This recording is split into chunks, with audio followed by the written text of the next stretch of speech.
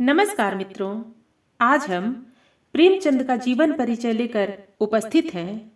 मित्रों, प्रसंग में आगे बढ़ने से पहले आप हमारे चैनल को अवश्य सब्सक्राइब कर लेना, वीडियो को लाइक और अपने मित्रों से शेयर करना, एक छोटा सा कमेंट्स लिखकर हमारा उत्साहवर्धन तो जरूर करना मित्रों। तो आइए चलते हैं प्रसंग की ओर। मित्रों, आपने जब से होश संभाला आप प्रेमचंद को पढ़ते और प्यार करते आए हैं। बचपन से लेकर उम्र ढलने तक प्रेमचंद आपके संग संग चलता रहा है।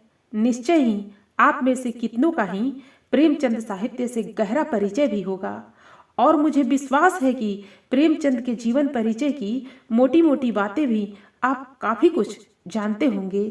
जैसे कि उनका जन्म 31 जुलाई 1880 को बनारस शहर से 4 मील दूर लमही नाम के एक गांव में हुआ था और उनके पिता मुंशी अजायब लाल एक डाक मुंशी थे। घर पर साधारण खाने पीने पहनने ओढ़ने की मोहताजी तो न थी, पर इतना शायद कभी न हो पाया कि उधर से निश्चिंत हुआ जा सके। मगर यह सब तो बड़े लोगों की चिंता थी। जहां तक इस लड़के नवाब या धनपत की बात थी, यही उनके असल नाम थे। प्रेमचंद तो लेखकीय उपनाम था, ठीक ठीक अर्थों में छद्म नाम, जो उन्होंने सोजे वतन नामक अपनी पुस्तिका के सरकार द्वारा जब्त करके जला दिए जाने के बाद 1910 में अपनाया था, ताकि उस गोरी सरकार की नौकरी में रहते हुए भी वह पूर्ववत लिखते रह सके और उन्हें फिर राजकोप का शिकार न बनना पड़े। उनका बचपन भी गांव के और सब बच्चों की तरह खेल कूद में बीता, जो बचपन का अपना वरदान है। 6-7 साल की उम्र में कायस्थ घरानों की पुरानी परंपरा के अनुसार उसे भी पास ही लालगंज नाम के एक गांव में एक मौलवी साहब के पास, जो यूं पेशे से दर्जी थे, फारसी और उसी के साथ घलवे में उर्दू पढ़ने के लिए भेजा जाने लगा। पर उससे नवाब के खेल तमाशे में कोई फर्क नहीं पड़ा, क्योंकि मौलवी साहब काफी मौजी तबीयत के ढीलम ढाल आदमी थे, जिनका किस्सा नवाब ने आगे चलकर अपनी कहानी चोरी में खूब रस लेकर सुनाया है। पर वह जैसे भी ढीलम ढाल रहे हों, वह शायद पढ़ाते अच्छा ही थे, क्योंकि लोग कहते हैं मुंशी प्रेमचंद का फारसी पर अच्छा अधिकार था। फारसी भाषा का प्यार भी मौलवी साहब ने लड़के के मन में जरूर अच्छा जगाया होगा, क्योंकि बीए तक की परीक्षा में प्रेमचंद का एक विषय फारसी रहा। थोड़ी सी पढ़ाई और ढेरों खिलवाड़ के साथ गांव की जिंदगी के अपने मजों के साथ माँ और दादी के लाड़ प्यार में लिपटे हुए दिन बड़ी मस्ती में बीत रहे थे कि गोया आसमान से इस बच्चे का इतना सुख न देखा गया। और उसी साल माँ ने बिस्तर पकड़ लिया। मुंशी अजायब लाल की ही तरह वह भी संग्रहणी की पुरानी मरीज थी। इस बार का हमला जानलेवा साबित हुआ। नवाब तब 7 साल का था और उसकी बड़ी बहन सुग्गी 15 की। उसी साल उसका ब्याह मिर्जापुर के पास लाहौली नाम के गांव में हुआ था। गौना भी हो गया था। माँ के मरने के 8-10 रोज पहले आई। बड़ी बड़ी सेवा की। नवाब भी माँ के सिरहाने बैठा पंखा झलता रहता और उसके चचेरे बड़े भाई बलदेव लाल, जो 20 साल के नौजवान थे और एक अंग्रेज के यहाँ टेनिस की गेंद उठा उठा कर खिलाड़ी को देने पर नौकर थे, दवा दारू के इंतजाम में लगे रहते। लेकिन सब व्यर्थ हुआ। 7 साल के नवाब को अकेला छोड़कर माँ चल बसी और उसी दिन वह नवाब, जिसे माँ पान के पत्ते की तरह फेरती रहती थी, देखते देखते सयाना हो गया। अब उसके सर पर तपता हुआ नीला आकाश था, नीचे जलती हुई भूरी धरती थी, पैरों में जूते न थे और न बदन पर साबित कपड़े। इसलिए नहीं कि एकाएक पैसे का टोटा पड़ गया था, बल्कि इसलिए कि इन सब पर नजर रखने वाली माँ की आंखें मूंद गई थीं। बाप यूं भी कब माँ की जगह ले पाता है। उस पर से वह काम के बोझ से दबे रहते। तबादलों का चक्कर अलग से, कभी बांदा तो कभी बस्ती, कभी गोरखपुर तो कभी कानपुर, कभी इलाहाबाद तो कभी लखनऊ, कभी जियनपुर तो कभी बड़हलगंज। किसी एक जगह जम कर न रह पाते। बेटे को उनके संग साथ की, दोस्ती की भी जरूरत हो सकती है। इसके लिए उनके पास न तो समझ थी और न समय। कजाकी में मुंशी ने शायद अपनी ही बात बच्चे के मुंह से कहलवाई है। बाबूजी बड़े गुस्सेवर थे। उन्हें काम करना बहुत पड़ता था। इसी से बात बात पर झुझला पड़ते थे। मैं तो उनके सामने कभी आता ही न था। वह भी मुझे कभी प्यार न करते थे। यानी कि प्यार, दोस्ती, संग साथ, नवाब को जो कुछ मिलता था अपनी माँ से मिलता था। सो माँ अब नहीं रही। माँ जैसा ही प्यार कुछ कुछ बड़ी बहन से मिलता था। सो वह अब अपने घर चली गई। नवाब की दुनिया घर के नाते सुनी हो गई। यह कमी कितनी गहरी, कितनी तड़पाने वाली रही होगी, जो सारी जिंदगी यह आदमी उससे उबर नहीं सका। और उसने बार बार ऐसे पात्रों की सृष्टि की जिनकी माँ बचपन से ही मर गई थी और फिर उनकी दुनिया सुनी हो गई। कर्म भूमि में अमरकांत कहता है, जिंदगी की वह उम्र जब इंसान को मोहब्बत की सबसे ज्यादा जरूरत होती है बचपन है। उस वक्त पौधे को तरी मिल जाए तो जिंदगी भर के लिए उसकी जड़ें मजबूत हो जाती हैं। उस वक्त खुराक न पाकर उसकी जिंदगी खुश्क हो जाती है। मेरी माँ का उसी जमाने में देहांत हुआ और तब से मेरी रूह को खुराक नहीं मिली। वही भूख मेरी जिंदगी है। और फिर दूसरी माँ के आ जाने का भी शायद वह अपना ही अनुभव है, जिसे मुंशी जी ने उसी अमरकांत की कहानी कहते हुए यूं व्यक्त किया है। समरकांत ने मित्रों के कहने सुनने से दूसरा विवाह कर लिया था। उस 7 साल के बालक ने नई माँ का बड़े प्रेम से स्वागत किया, लेकिन उसे जल्द ही मालूम हो गया कि उसकी माँ उसकी जिद और शरारतों को उस क्षमा दृष्टि से नहीं देखती जैसे उसकी माँ देखती थी। वह अपनी माँ का अकेला लाडला था, बड़ा जिद्दी, बड़ा नटखट। जो बात मुंह से निकल जाती उसे पूरा करके ही छोड़ता। नई माताजी बात बात पर डांटती थीं, यहाँ तक कि उसे माता से द्वेष हो गया। जिस बात को वह मना करती उसे अदबदा कर करता। पिता से भी ढीठ हो गया। पिता और पुत्र में स्नेह का बंधन न रहा। यह मनः स्थिति ठीक वह थी जिसमें इस लड़के नवाब के बहक जाने का पूरा सामान था। लेकिन प्रकृति जैसे अपने तमाम जंगली फूल पौधों को, जिनकी सेवा टहल के लिए कोई माली नहीं होता, नष्ट होने से बचाती है, उसी तरह इस आवारा छोकरे को भी बचाने का एक ढंग उसने निकाला। ऐसा ढंग जो उसकी नैसर्गिक प्रतिभा के अनुकूल था। आवारागर्दी को उसने बंद नहीं किया, बस एक हल्का सा मोड़ दे दिया। मोटी मोटी तिलिस्म और एयारी की किताबों में, जिनका रस छन छन कर उसके भीतर के किस्सागों को खुराक पहुंचाने लगा। इन किताबों में सबसे बढ़कर थी फैजी की तिलिस्मे होशरुबा। 2-2 हजार पन्नों की 18 जिल्दें। 13 साल के इस लड़के ने उसको तो पढ़ ही डाला और भी बहुत कुछ पढ़ डाला, जैसे रेनाल्ड की mysteries of the court of London की 25 किताबों के उर्दू वजुर्मे, मौलाना सज्जाद हुसैन की हास्य कृतियाँ, मिर्जा रुसवा और रतननाथ सरसार के ढेरों किस्से। कोई पूछे कि इतनी सब किताबें इस लड़के को मिलती कहाँ थीं? रेती पर एक बुकसेलर बुद्धिलाल नाम का रहता था। मैं उसकी दुकान पर जा बैठता था और उसके स्टाफ से उपन्यास ले लेकर पढ़ता था, मगर दुकान पर सारे दिन तो बैठ न सकता था। इसलिए मैं उस दुकान से अंग्रेजी पुस्तकों की कुंजियाँ और नोट्स लेकर अपने स्कूल के लड़कों के हाथ बेचा करता था और उसके मुआवजे में दुकान से उपन्यास घर लाकर पढ़ता था।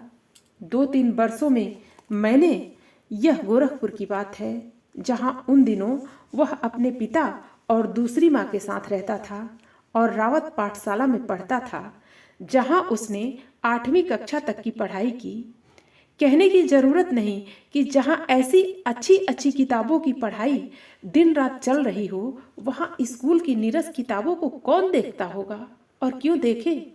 पर हमारे कथा साहित्य की दृष्टि से जो हुआ अच्छा हुआ, क्योंकि सच्चे अर्थों में इन्हीं दिनों इन्हीं सब तैयारियों में से होकर उस अमर कथाकार प्रेमचंद का जन्म हुआ, जो आगे चलकर उर्दू और हिंदी दोनों ही भाषाओं में आधुनिक कहानी का जन्मदाता बना और आज दुनिया से चले जाने के 50 बरस बाद भी अपने उसी सर्वोच्च शिखर पर बैठा है, और जिसने दुनिया को ऐसी लगभग 300 कहानियां और 14 छोटे बड़े उपन्यास दिए, जिन्हें एक बार उठा लेने पर फिर छोड़ा नहीं जा सकता। जैसा कि आप सभी उनके असंख्य पाठकों का नित्य का अनुभव है। स्वाभाविक ही है कि प्रेमचंद की गिनती आज दुनिया के महान लेखकों में होती है, और उनके साहित्य का अनुवाद भारत की सभी भाषाओं में ही नहीं, दुनिया की और भी 50 भाषाओं में किया जा चुका है।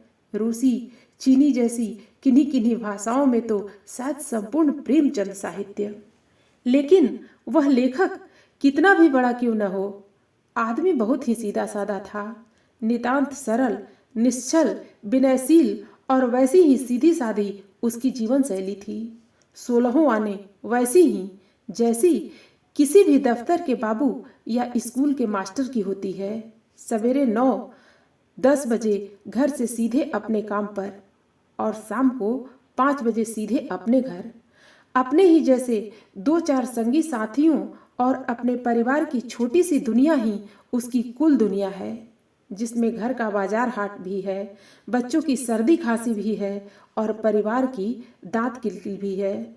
और फिर उन सबके बीच समर्पित भाव से किया गया इतना सब अजस लेखन है, जो सचमुच आश्चर्यजनक लगता है जब इस बात की ओर ध्यान जाता है कि इतना सब जो लिखा गया है वह लगभग सारी उम्र 7-8 घंटे की एक न एक नौकरी करते हुए लिखा गया है। मजे से पूरे समय लिख सकें, इतनी भी सुविधा बेचारे को न जुट पाई। शुरू से लेकर आखिर तक अभाव और जीवन संघर्ष की एक ही गाथा।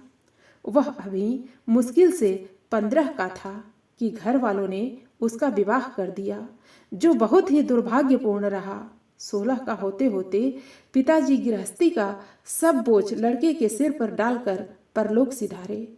फलतः उस वर्ष वह मैट्रिक की परीक्षा भी नहीं दे पाया। अगले वर्ष परीक्षा में बैठा, द्वितीय श्रेणी से पास तो हो गया, लेकिन कॉलेज में प्रवेश नहीं मिल पाया। पर हाँ, संयोग से बनारस के पास ही चुनार के एक स्कूल में मास्टरी मिल गई, और 1899 से स्कूल की मास्टरी का जो सिलसिला चला वह पूरे 22 साल यानी 1921 तक चला। जबकि मुंशी जी ने गांधी जी के आह्वान पर गोरखपुर के सरकारी स्कूल से इस्तीफा दिया। नौकरी करते हुए ही उन्होंने इंटर और बीए पास किया। स्कूल मास्टरी के इस लंबे सिलसिले में प्रेमचंद को घाट घाट का पानी पीना पड़ा। कुछ कुछ बरस में यहाँ से वहाँ तबादले होते रहे। प्रतापगढ़ से, इलाहाबाद से, कानपुर से, हमीरपुर से, बस्ती से, गोरखपुर।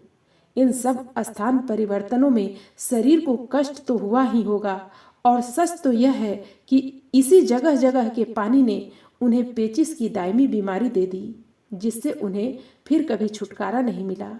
लेकिन कभी कभी लगता है कि ये कुछ कुछ वर्षों में हवा पानी बदलना, नए नए लोगों के संपर्क में आना, नई नई जीवन स्थितियों से होकर गुजरना, कभी घोड़े और कभी बैलगाड़ी पर गांव-गांव घूमते हुए प्राइमरी स्कूलों का मुआयना करने के सिलसिले में अपने देश के जनजीवन को गहराई में बैठ कर देखना, नई नई सामाजिक समस्याओं और उनके नए नए रूपों से रूबरू होना उनके लिए रचनाकार के नाते एक बहुत बड़ा वरदान भी था। दूसरे किसी आदमी को यह दर दर का भटकना शायद भटका भी सकता था, बिखेर भी सकता था, पर मुंशी जी की अपनी साहित्य सर्जना के प्रति जैसा अनुशासित एकचित समर्पण आरंभ से ही था, यह अनुभव संपदा निश्चय ही उनके लिए अत्यंत मूल्यवान सिद्ध हुई होगी।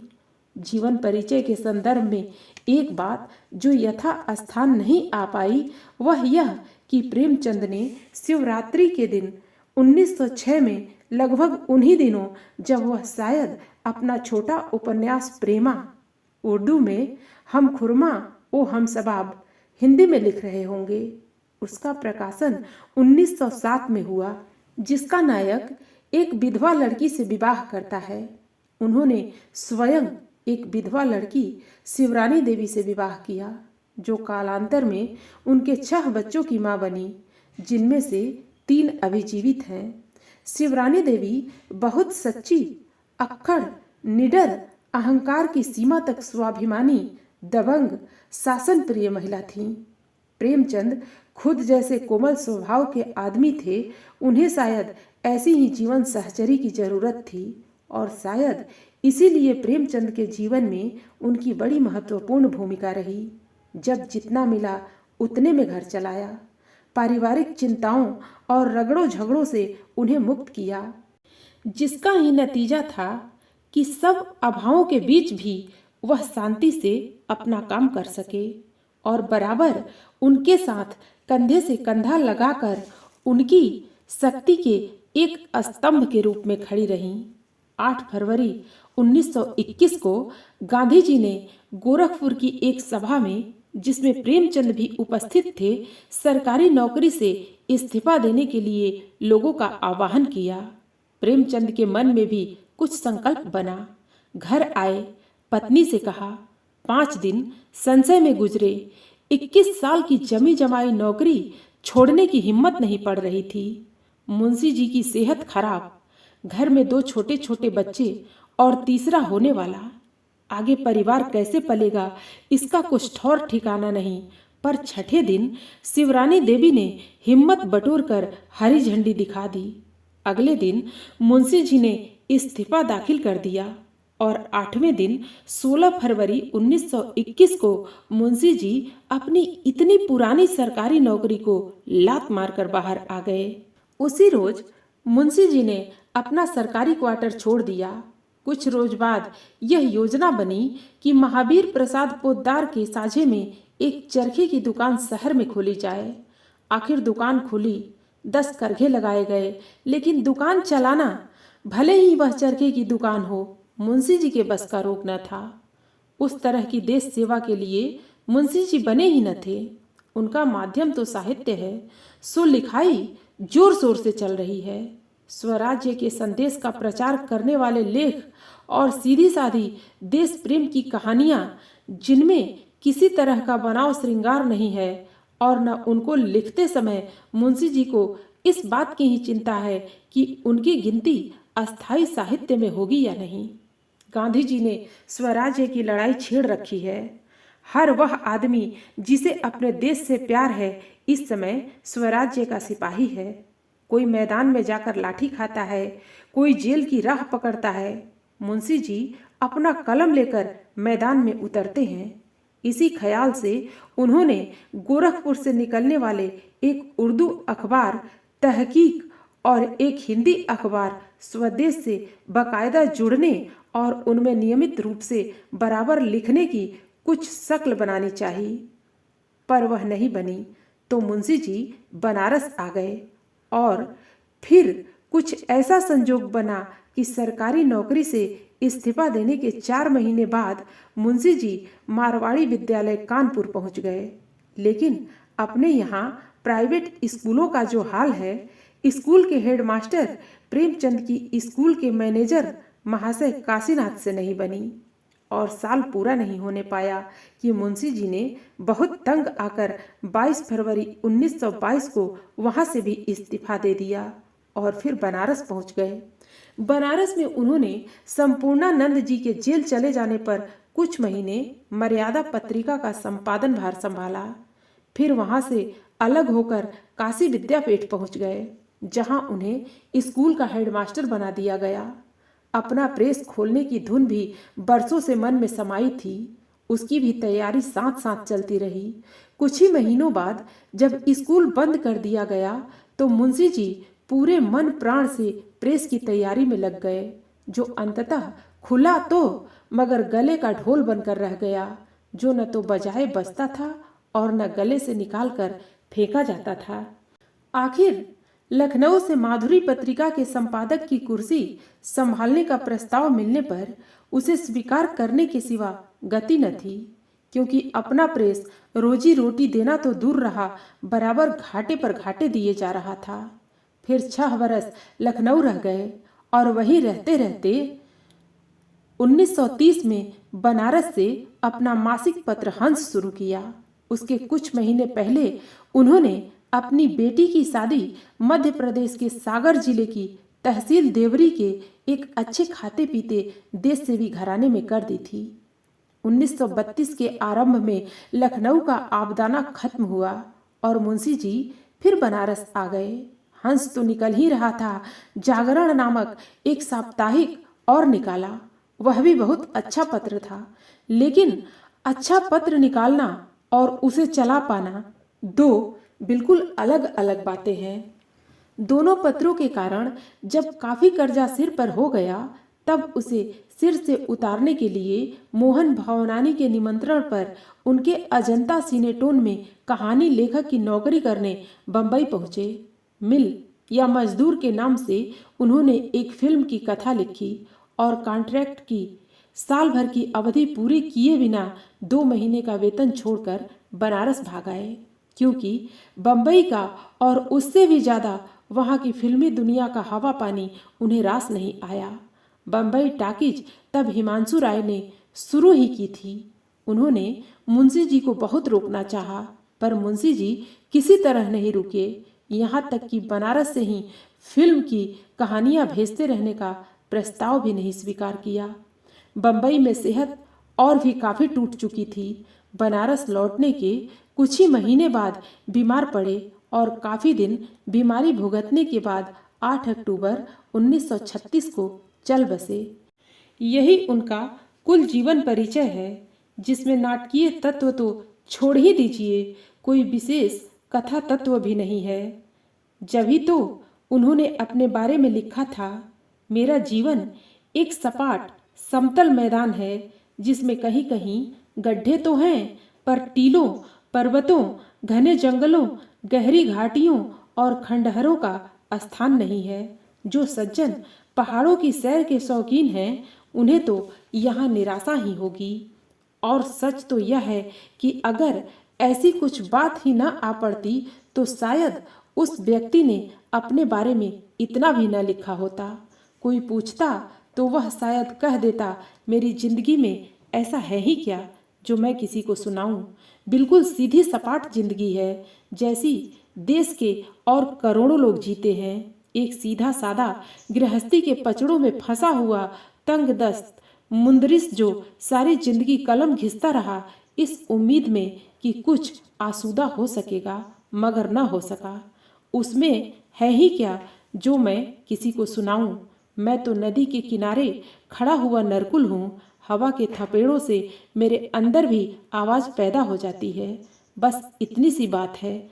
मेरे पास अपना कुछ नहीं है। जो कुछ है उन हवाओं का है जो मेरे भीतर बजी, और जो हवाएं उनके भीतर बजी वही उनका साहित्य है। भारतीय जनता के दुख सुख का साहित्य, हमारे आपके दुख सुख का साहित्य, जिसे आप इसी कारण इतना प्यार करते हैं। मित्रों, फिर मिलते हैं अगली प्रस्तुति के साथ। धन्यवाद।